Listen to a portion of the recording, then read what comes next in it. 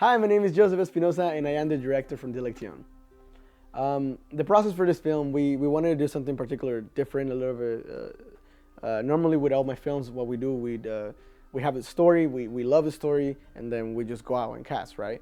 But for this particularly, I at least personally, I had always in mind an idea of what I wanted, obviously, not just for the story, but the characters, and more so my main roles.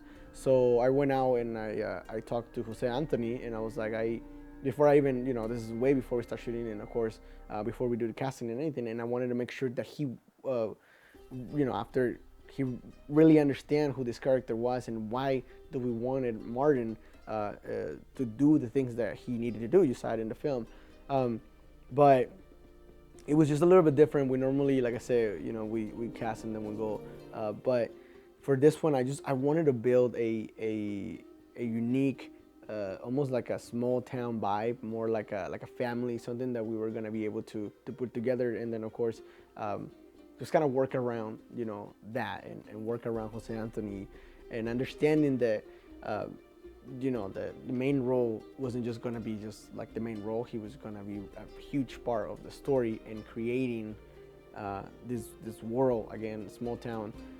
When Avi and Kevin and Cheryl and just my wonderful cast that I had the opportunity to work with. But yeah, so it was a little bit different than normally, but I think it worked out really well, and I'm happy with what we did. So after we casted, everyone, we had the opportunity to do the table readings, and then we understand that. I guess everyone understand exactly what we wanted from them. I think once we got the table reading and we got everybody to be together and to talk and kind of get a vibe of what we were trying to get ourselves into, we all understand immediately that we understand the story. We understand that why the ideology behind it was. I specifically work a lot, obviously, with Jose Anthony before we even, I remember he would call me and I would call him and I'll be like, oh my gosh, he would tell me things like, so what if in this scene he does this, and then if he says this, and just way before we got to the actual casting. But then the next person I think I worked a lot with was Abby. I know that she came in with I guess a mentality of a different character. And it was very easy with her to kind of flip the chip and understand that. I caught myself saying too many. So right after we did the castings and obviously everybody got time to read and get themselves in the characters. We were able to do a table reading. So we did the table readings, and then I think that was when everybody kind of understand what we're going for, the idea of everything.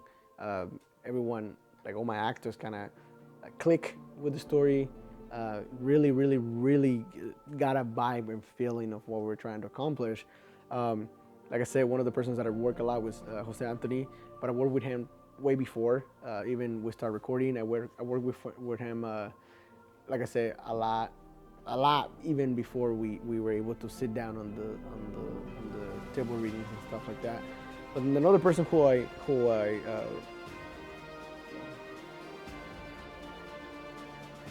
so I think that after we casted everyone and we were able to sit down and do the table readings and just have a really like a true vibe of everyone's visions and how everybody saw the project and just put it out there for everyone. I feel like little by little everyone understood that what we wanted and what we were going for on the big picture.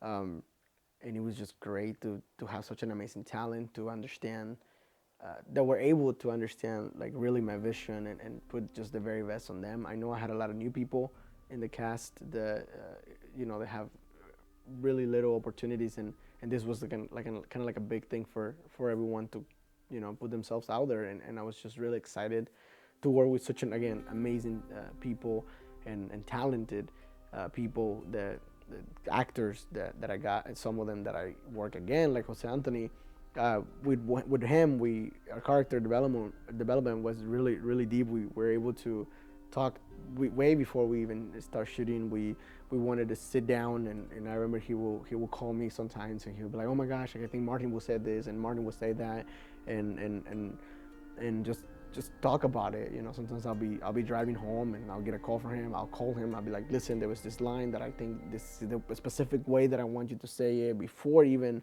we got to set." And then that was like super cool to be able to have that one-on-one with your main roles. But another person that I work on set a lot was definitely Abby. Abby, she needed to create, if not the hardest character on the whole film, Cynthia, because she's so complicated. She's so hard to just understand and put in writing, and she has to kind of put herself on the low the whole time.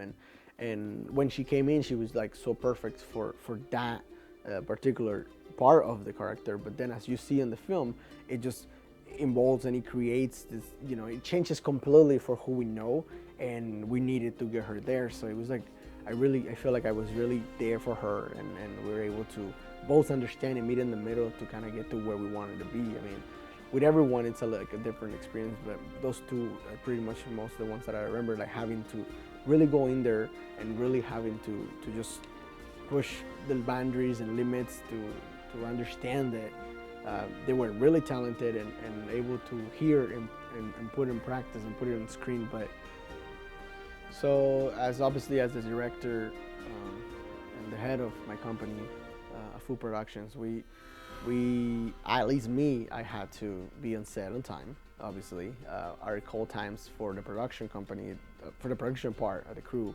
are always a little bit like 2 hours before we even get there, 2 hours, 3 hours before. It depends on the set and what we're doing. Caesar does get there really early. He's my DP, and it gets easier because once you get there, he kind of sets the mood for everyone and lets everyone kind of settle in. I do have some actors that normally get there early because they want to, rehearsal. Some others just, like, I have a lot of questions. I remember the first on my first day on set with in general the whole thing. It was we were doing the scenes in the studio, and those scenes particular needed to have some like a different change of wardrobe for everyone. So I needed to be there, and I remember I went with Avi, and we wanted, like, I sit down with her, and I was like, okay, what do you got? So I have her bring like everything that she needed to kind of fit the different scenes that we were gonna shoot, because that was gonna be a really long day. But mainly what I do is I come in, I sit down with everyone, I kind of motivated everyone, I push, that's my way of doing things, and then I look at the small details because but I make sure that by then I have everything ready. My notes, my storyboards, my shot list, everything, all of that, it's already in the back. I already know what I want. So before we even get to set, like, I'm already like, this is what I'm gonna do. It really depends on the scene. I think most of the time, at least me, I try to put this character in an environment that they gonna understand the scenario and what the actions or the scene is happening.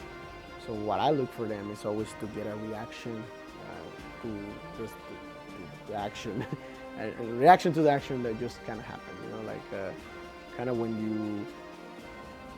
I said it all the time. Literally, I come to you and I slap you, right? What are you gonna do? How are you gonna react? So that's kind of what I do. I'm very big on always getting them, putting them in a little box and understanding, okay, this is all of this is what you can play with. Give me something. I always look for theater actors more than anything, because I think those are the ones that really know, hey, the show needs just go. And I love long takes, and because I love long takes, I always try to place long takes and long scenarios and long locations and scenes. So I always look to give me that speed, that okay, if I tell you to do this now, what are you gonna do now? And how are we gonna make it to where it fits to your character and it fits on your scene? Dilectione is I guess it's about obviously unconditional love. So if you guys didn't know that, that's what it means. It's an unconditional love. It's a story that really uh, puts in evidence the how far would you go on, or how much would you push the line for someone that you love, or for something that you love.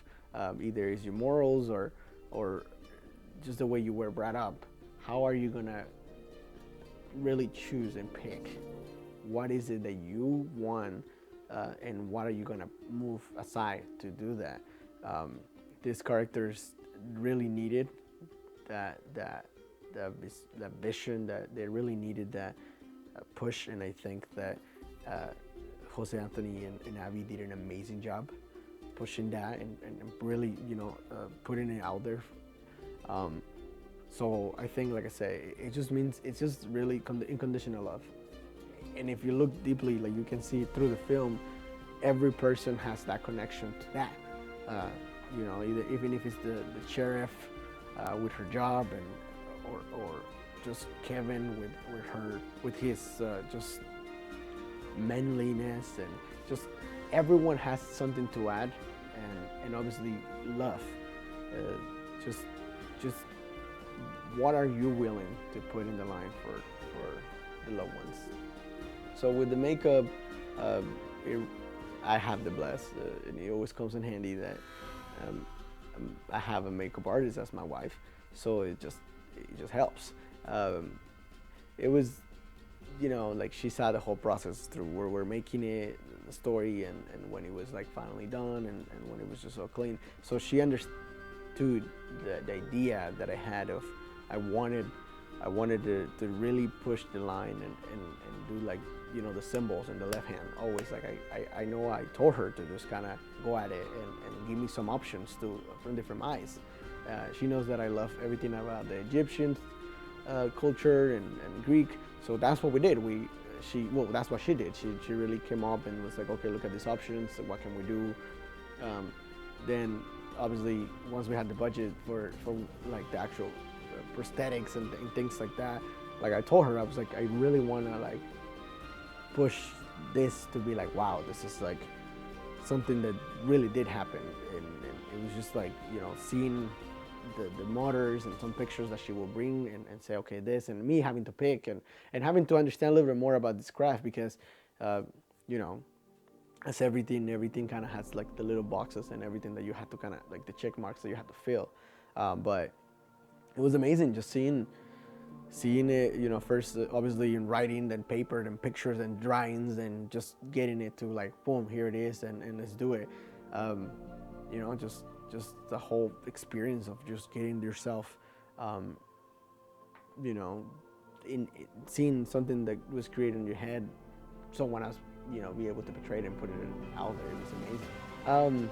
I think I have a lot too many, obviously, as a director. I can't be biased. Like I'm all over the place. People who work with me, they know that you can't get a hold of me on set most of the time. I'm gonna be running if I'm not talking to my DP or Eric, my sound guy, or if I'm not doing something production-wise, I'm talking to an actor. I'm giving feedback. I'm networking. Whatever it is that I'm doing. So it's like really difficult for me, but. There's a couple of them. There's I know that there was one time at the last day of recording, Hunter, Kevin came in with a huge coffee mug, and we just keep talking about it. And we just keep adding it, and even my wife brought up the idea of making a remake parody of this film, and then making the cop bigger and bigger and bigger as we were going through the story. That was one. There's just obviously the bloopers that always come around. Seeing Josh and just laying down there for like so long, and then eventually, we're gonna cut, and having to have his muscles relax, and he's an army dude, and if I don't believe Air Force Marines, I'm not sure. I'm so sorry, but military background, and just having to raise from the dead, really, just raising up all hard, and just. I mean, there's so many things. I love making films, and that's the truth. I just love making films because of what not of what the end product is gonna look like, but just what you do when you're making it. You know, making films should be fun, and that's what it's for me. It's just a way of experiencing and expressing my craft and my art, but just nothing. I have an amazing time with everyone, and I was like, again, super blessed to have an amazing crew, an amazing cast, and I just had a lot of fun. There was I remember we had a situation where we had a location by contract. We had something in particular we were gonna record a scene for, I believe, and it just didn't work out. Something happened that, I'm not gonna go into detail, but we had to move the location on the spot, and then having to have everybody on the cast just rechange and understand the whole how we needed to recreate the whole new location, because I'm really big on that, and getting you in a scenario and putting you in a place for you to perform. But we couldn't do it, so that happened. And then we also had my wife. We needed for Cheryl's makeup. We needed her eye to come out, and we could have gone and just buy like a fake eye, but we really wanted it. More than anything, she really wanted it to look like, one, realistic, and two, to look a lot like her eye. So we did a lot of studies on her eye and her color and different lightings and how it would look differently. So ultimately, she just made it out of Play-Doh and just make it all light and stuff. So I mean, there's just a lot of things that go making a film. Like, there's always something different, and it's always something that happens. But I mean, it's filmmaking, and that's not gonna change the way I feel about making films. So it's just, you always have something popping up, and you just kind of want to be over ready to wherever it happens, and just do it. The last day on set, we had a real situation to overcome. I think more so for everyone, that involves my crew, and at that point, obviously the cast as well. We normally, the last day on set always kind of feels like a relief, almost like you crossing the finish line, right? But in this occasion, we had one of our cast crew, one of the crew members. His name is Eggy, and we find out, I believe, if not 2 days before, or a day before or so, before we already had a schedule and planned the location and everything for the last day of filming, and it was really tough for me, because besides and beyond the feelings and how we just we're gonna miss him. It was tough. You don't plan for things like this. You don't really know when something like that's gonna happen ever in life, not just on filming. But it was just it was shocking for everyone. I think everyone was like, and I needed to be the first one. A lot of people wanted to cancel this date and move it on for all. We already pushed the dates on the film's making for a lot, and I just didn't think that it was fair for him to go and having to push this longer and maybe not even finish or whatever. Just, I think he really would have loved for us to make the film, to finish that day, to finish strong, and to finish with him, and yeah. So we got there. I remember it was a really early shot. We needed to do the sunrise. I wanted to get the sunrise for the last scene, and we got to Boulder City, I believe, and we got there about 3 in the morning, and I sit down, talk to everyone, and we had little conversations about the matter, and try to move past that, and it was amazing that everyone dedicated that day to him and the performance, and just getting just putting themselves out there, and understanding that, again, finish crossing that line, and making this happen for him, and I thought it was amazing to see everyone come together and being the one ahead, and telling and taking the responsibility upon the whole project. It was great. It was, again, super sad, but I think he would have loved for us to do this, and that's why we want it, and we went out there and finish it. We finally, we finished. We had everything. We did the post production. We edited everything that needs to be. We did some showings, and then after that, we did. Of course, we were able to finally go back with the crew. We released the film for film festivals on the 31st of October 2020, and the film was released for the actual theater showing for everyone, like in about November 17 or so, and it was awesome. Just to, I'm not the one type of director who loves this, lights and everything, because like I told you, I love what I do, so I'm not gonna like go for that particular showing. But yeah, it was awesome. Everybody, a great turnout. My family, my wife, my crew, my people, were there, and it was great to see the whole casting, the super talented people that we're able to put together in this project once again, and then it's surreal just walking into the theater and seeing your film on the big screen. It's amazing. I wish that obviously some other people would have been there, like Angie, but I'm pretty sure he was sitting there. He was sitting there watching, just laughing at the film, seeing his little cameo and stuff. So I was really happy that we finished it and we went in there, and it was amazing. Seeing myself there, just great. We're working on a new project, obviously, as I'm always gonna be. Just a couple things that we're doing here and there. Pushing this film as much as we can. I think that's one of the biggest things. This film really deserves to be watched. People really need to watch it. It's a film that it's proven to show a lot of myself and project myself, and it took away from me a lot. Like I said, every project does, obviously, because again, I love what I do. But yeah, just right now writing that. We have a couple other projects in the door. I don't ever want to talk about them. I give a lot of Easter eggs, so I'm not. But yeah, just writing. I know there's a couple productions that are going on right now. They want us to produce for them, and just exciting. It's hopefully 2021. It's gonna be a great year for everyone, and I mean the world.